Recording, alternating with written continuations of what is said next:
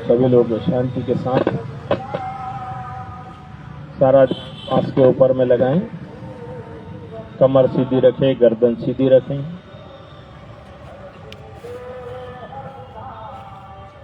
आराम से बैठें। ये श्वास, ये सच्चाई है। इस सच्चाई को जाने, अनुभव से जाने। श्वास आ रही है, श्वास जा रही है। इस श्वास को थोड़ा 2 बार 3 बार लंबी सांस लें, लंबी छोड़ें, लंबी सांस लें, लंबी छोड़ें। श्वास जब हम लेते हैं, लंबी लेते हैं और लंबी छोड़ते हैं, तो अपने नाक के दोनों नाक के छेद में अनुभव होता है श्वास आने का, जाने का। पेट भी जो है, पेट में भी पेट पिचकता है। श्वास छोड़ने पर, श्वास लेने पर पेट फूलता है। इसको अनुभव से जानना है। अपने शरीर पर श्वास लेने और छोड़ने के क्रम में बहुत सी हलन चलन होती है, उसको महसूस करें। श्वास आ रही है, जा रही है। अब नॉर्मल साधारण श्वास जो भी आ रही है, जा रही है, तो आने वाली श्वास लंबी भी महसूस भी नहीं होती है। तो ये श्वास है, ये श्वासा का चक्र है, ये कुदरती है। श्वास लेना छोड़ना, लेना छोड़ना। हमारा उसकी ओर ध्यान नहीं होता है। हम बाह्य चीजों में, भौतिक चीजों में अधिकतर उलझे रहते हैं। अपने श्वास की तरफ ध्यान नहीं होता है। बुद्ध भगवान की और जितने भी बुद्ध बने, उनकी खोज जो है, मन की शुद्धता कैसे करें, चित्त को शुद्ध कैसे करें, मन को एकाग्र करके शुद्ध करने का उपाय। शुद्ध है तो बुद्ध है। तो ये श्वास है, ये श्वास का आवागमन है। श्वास न स्त्री है, न श्वास पुरुष है। श्वास न काली है, न श्वास गोरी है। श्वास श्वास है। ये श्वास है तब तक जीवन है। श्वास का चले जाना, जीवन खत्म हो जाना है। जब तक श्वास है तब तक ही हमारे मन में ये मेरा है, ये मेरी है, ये मेरे है। श्वास खत्म हो जाने के बाद में मैं, मेरी, मेरे सब समाप्त हो जाता है।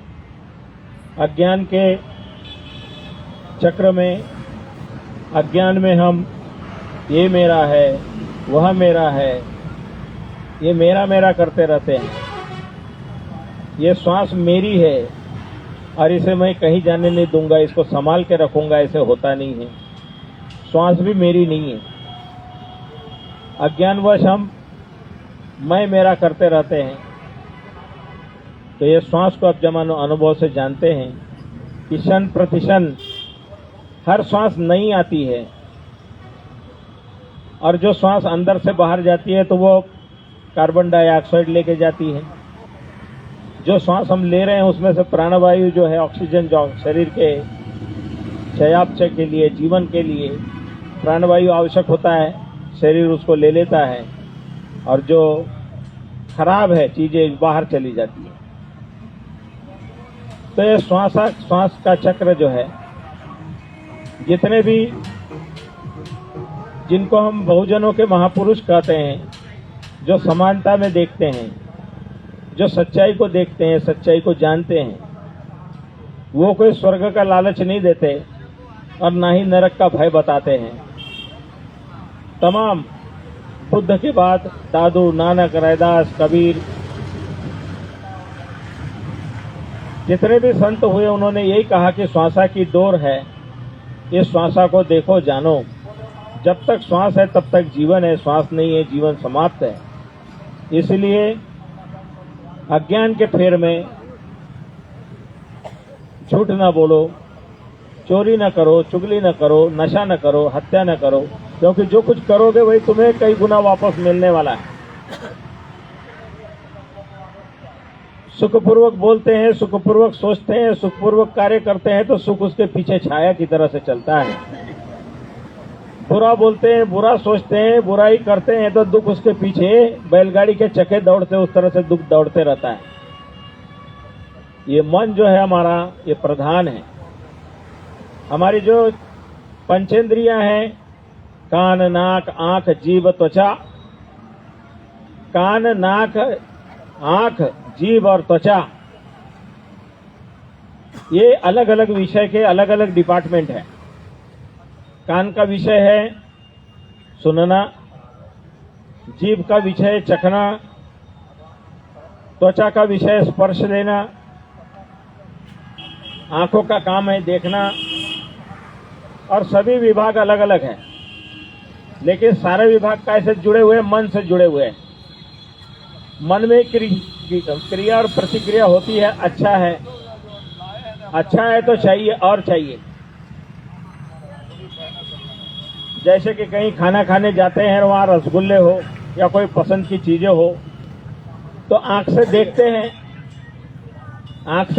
तो आंख से तो दिखाई दिया है, लेकिन मन उसके पीछे काम करता है। चाहिए, बहुत अच्छे है, दिखाई देने में बहुत अच्छे है, चाहिए। तो चाहिए चाहत के चलते वो लेता है और खाता है। स्वाद जीभ से लेता है, तो आंखों से देखता है और स्वाद जीभ से लेता है, लेकिन उसके पीछे मन काम करता है। अच्छा है कि कैसे है, स्वाद का वो मूल्यांकन करता है, कैसे मन से करता है। तो इसलिए मन प्रधान है। मन, ये सारे जितने भी डिपार्टमेंट है, पांचों विभाग का प्रधान जो है वो मन है। और ये मन जानने का काम करता है और चाहिए भी करता है, और अच्छा नहीं है तो बोलेगा नहीं चाहिए, विद्रोह भी करता है। तो मन हमारा द्वंद्व में चलते रहता है, चाहत में और विपरीत में। तो जो धम्म को जानता है वो ये जानता है कि ये भी गुजर जाएगा। जब श्वास आती है वह भी गुजर जाती है। ऐसे जीवन में जवानी आती है, वो भी गुजर जाती है, बुढ़ापे में ट्रांसफर हो जाती है, और बुढ़ापा एक दिन रोग बीमारी से ग्रसित होकर मृत्यु में ट्रांसफर हो जाता है। ये परिवर्तन का सिद्धांत चलते रहता है। ये परिवर्तन के सिद्धांत को जानने के लिए बहुत अच्छा टूल है, बहुत अच्छा एक साधन है, वो है श्वास। और ये श्वास, लालच जब आता है तो तेज होती है, जब गुस्सा आता है तब तेज होती है। ये श्वास वासना में बहुत तेज होती है। तो लालच, वासना, ईर्ष्या, द्वेष, उस समय ये श्वास बहुत तेजी से धड़कन बढ़ती है। मन जब प्रसन्न होगा, प्रफुल्लित होगा, तो शांति से बैठा होगा, तो श्वास भी धीरे धीरे नॉर्मल चलती है।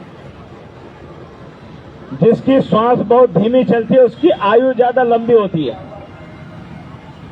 जिसकी श्वास ज्यादा तेज चलती है उसकी आयु कम होती है। कछुआ सबसे ज्यादा लंबा समय जीता है। बहुत से ऐसे जीव है कि 1 मिनट में हम जितनी सांस लेते हैं उतने में वो एक ही सांस लेता है। हमारे दिमाग में, ये ब्रेन में 4 पार्ट है, 4 पार्ट, 2 पार्ट पीछे, 2 पार्ट आगे, और चारों के अंदर जो फंक्शन चलते रहता है वो ये पंचेंद्रियों को प्रभावित करता है, 5 इंद्रियों से संबंधित है। तो बुद्ध का धम्म जो है जीवित व्यक्ति के लिए है। जीवन में हम कैसे जिए? अकेले जीवन जीना कठिन है। अकेले रहेगा उसको धम्म की कोई आवश्यकता नहीं है। जहां 2 व्यक्ति आते हैं वहां से धम्म की शुरुआत होती है कि हम एक दूसरे के साथ व्यवहार कैसे करें। तो धम्म कहता है कि मानवता का व्यवहार मानवता से करो, ये धम्म है। अगर एक व्यक्ति मानव होते हुए दानवता का व्यवहार करता है तो अधम्म है। तो धम्म क्या है, अधम्म क्या है, सद्धम्म क्या है, सद्धर्म क्या है, बाबा साहब ने बहुत अच्छी तरह से बुद्ध एंड इस धम्मा में समझाया है। धम्म, सद्धम्म, धर्म, अधर्म, ये अलग अलग व्याख्याओं को बहुत अच्छी तरह से विस्तार से बाबा साहब ने बुद्ध और उनके धम्म में समझाया। आज की संध्या वंदना में सुबह से हम लोग दिन भर से कई लोगों को सुने हैं, कई लोग आए हैं, कई लोग आकर चले गए, और हम लोग शांति के साथ शाम की वंदना करके, ये शाम की वंदना का समय कुदरती पूरे प्रकृति में कुछ न कुछ घटनाएं घटती हैं। सारे पशु पक्षी सुबह से अपने भोजन पानी के चक्कर में घूम के शाम को वो भी अपने घर लौटते हैं, और घर लौट करके अपने बच्चों के बीच, अपने परिवार के बीच इकट्ठा हो जाते हैं।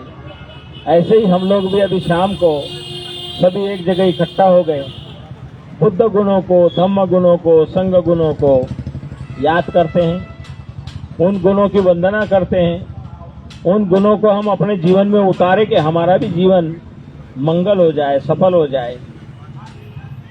ये नश्वर जीवन जो है, नाशवंत जीवन है, कोई गारंटी नहीं है कि श्वास बाहर चली गई और वापस नहीं आई तो ओपन डेथ है। श्वास अंदर गई, शरीर में अंदर में गई, नाक में, और उसके बाद से बाहर नहीं निकली तो भी ओपन डेथ है। तो ये श्वास के क्रम में, आने वाले जाने वाले श्वास के क्रम में हम ध्यान का अभ्यास करें, अपनी चेतना शक्ति को जगाएं, अपनी जागरूकता को जगाएं। आने वाले हर क्षण श्वास आ रही है, जा रही है, उसके प्रति जागरूक हो जाएं। जो जागरूक हो गया, श्वास को देखना सीख लिया, श्वास के आवागमन को देखना सीख लिया, वो व्यक्ति देखते देखते अगर उसकी श्वास जा रही है और वापस नहीं आ रही है तो उसको मालूम है कि मेरी श्वास गई है, वापस नहीं आई है, तो शरीर जो है धीरे धीरे शांत हो जाएगा। श्वास अंदर गई और बाहर नहीं निकल रही है, उसको होश बना हुआ है, जागरूक है, तो उसका शरीर जो है गिर जाएगा। क्यों कि श्वास आवागमन बंद हो गया।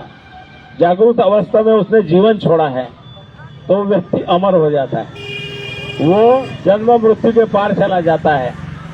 ये साधना करने वाले साधना इसीलिए करते हैं कि होश पूर्वक श्वास छोड़े, ये संसार चक्र से विदा हो तो जागरूकता के साथ हो, बेहोशी में न जाओ। क्योंकि बेहोशी में अगर श्वास छोड़ता है तो दुर्गति को प्राप्त होगा, पता नहीं क्या होगा।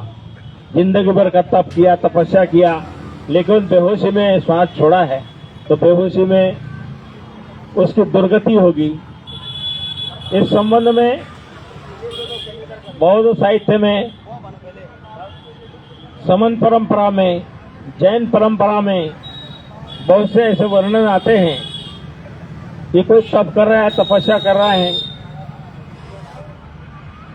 तप करते करते मन में क्रोध जागा हुआ है। कोई बुद्ध पुरुष के पास पूछते हैं कि अभी ये जो है इसकी क्या दशा होगी। अरे तो इसके मन में तो क्रोध जगा हुआ है, इसकी तो दुर्दशा होगी। अब क्रोध आया था लेकिन उसका होश आ गया, अरे मैं तो साधना करने बैठा, मेरे तो क्रोध आ रहा है। तो क्रोध आ रहा है, क्रोध को देखता है, क्रोध शांत हो जाता है। अगर उसका श्वास चला गया तो सुगति को प्राप्त होता है। तो श्वास पर जागरूकता बनाए रखना, सतत जागरूकता बनाए रखना, इसी के लिए ये अभ्यास है। निरंतर अभ्यास करता रहेगा तो उठते समय, बैठते समय, चलते समय, खाते समय, पीते समय मेरा हाथ किधर है, दाहिने जा रहा है, बाएं जा रहा है, पैर किधर जा रहा है, सब पूरा होश बना रहेगा। तो होश बनाए रखना ही बुद्ध धम्म का प्रयोजन है। बुद्ध के धम्म का कार्य प्रयोजन है जागरूकता बनाए रखना, मन से हमेशा अलर्ट रहना। तो जो अलर्ट होगा, लेटा होगा, नींद होगी भी तो नींद में भी वो जागते रहता है। श्वास आ रही है, जा रही है, उसका होश बना रहता है। ये अवस्था इस तरह से जागृत अवस्था हो जाती है, उसको बुद्ध अवस्था बोलते हैं। तो इसीलिए अंग्रेजी में कोई पूछते हैं कि बुद्ध क्या है, तो बुद्ध को पुकारने के लिए एनलाइटेंड वन, जागा हुआ, अवेकन्ड वन माने जागा हुआ, जागृत, जागृत व्यक्ति, जागृत जो है वो बुद्ध है। अभी हम लोग थोड़ी देर के लिए बुद्ध गुणों की, धम्म गुणों की, संघ गुणों की वंदना किए, एकाग्र चित्त होकर के बैठे, सारा ध्यान श्वास पे लगाया। अब श्वास पे ध्यान लगाते समय मच्छर जो है काट रहे हैं, मच्छर बाधा पैदा कर रहे हैं, मच्छरों का काम मच्छर कर रहे हैं, और वो शाम के समय आते हैं, क्योंकि मच्छर जितने भी होते हैं वो मच्छर की फीमेल जो होती है लेडी मच्छर, वो लेडी मच्छर को खून चाहिए, इसलिए चाहिए कि उसको बच्चे पैदा करने होते हैं।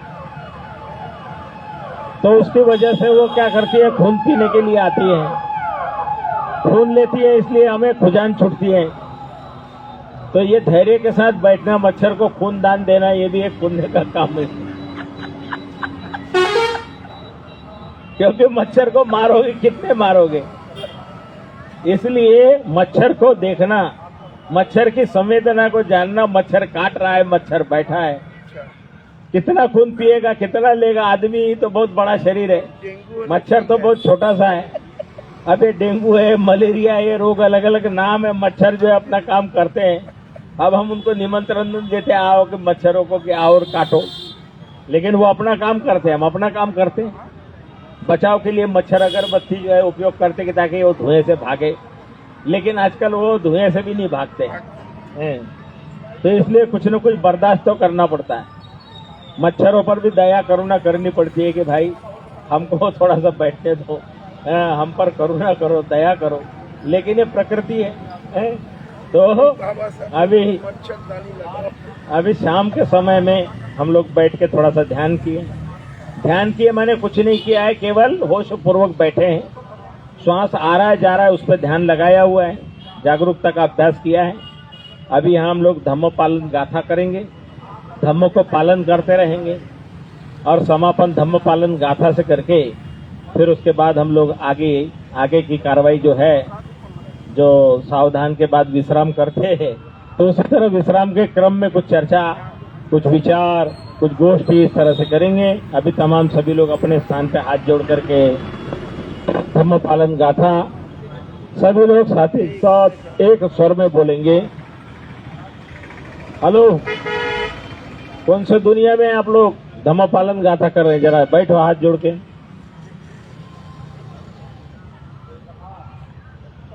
सब पापस अकरणं कुशल स उपसंपदा सचेत परियोदपनं एतं बुद्धानं शासनं धम्मं चरे सुचरितं नतं दुचरितं चरे धम्मचारी सुखं सेति अस्मिन् लोके परं च न तावता धम्मधरो यावता बहुभाषते यो च पंपी सुतवानं धम्मं कायेन पश्यति सवे धम्मधरो होतियो धम्मं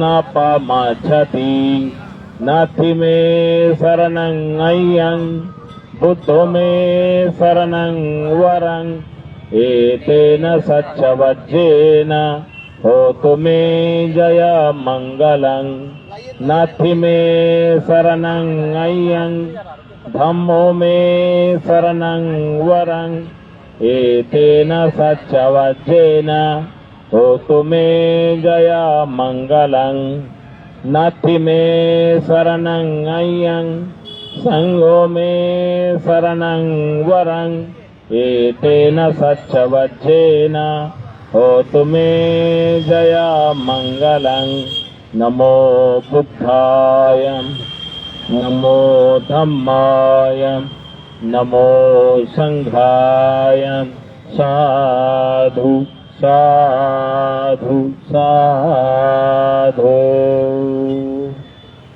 सभी लोग नमस्कार करेंगे। बुद्धं नमामि, धम्मं नमामि, संघं नमामि।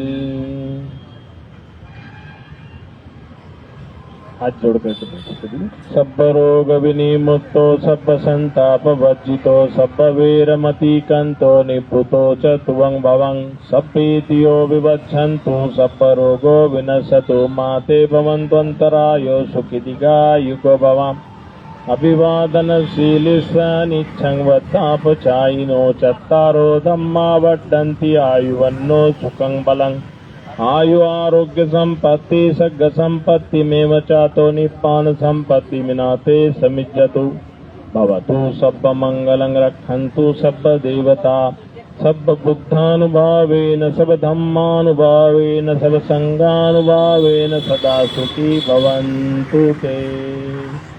साधु साधु साधु। बुद्धं नमामि, धम्मं नमामि, संघं नमामि। ठीक है, ये टोपी लगा के नहीं करते, नमस्कार करते समय टोपी उतार देना है। ठीक है, बैठ जाओ आराम से।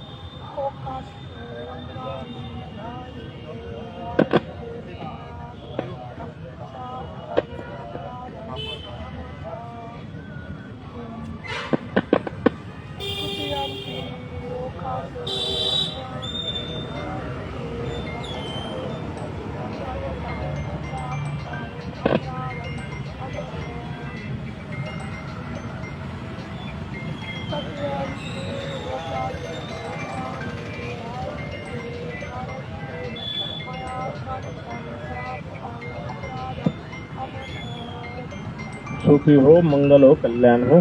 ठीक है, आराम से बैठ जाओ। ठीक है, शुक्रिया। कैसे रहा आपका दिन आज का? बढ़िया रहा? वहाँ देखो तो फोन आ रहा है। ये इसका जो है ना, ये ढीला है, इसलिए ये ढीला होने की वजह से जो है ये क्या करता है, इसमें हिलता है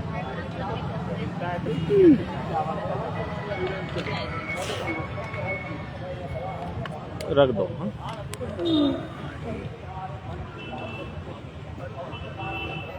चले